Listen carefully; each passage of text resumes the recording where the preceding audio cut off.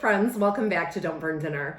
This week, I want to show you something I make weekly. So I do this pretty much every Sunday. I make my kids the little mini muffins. You know exactly what I'm talking about. They come in the little bags, perfect for lunches, after school snacks. However, my version, I sneak in a little zucchini.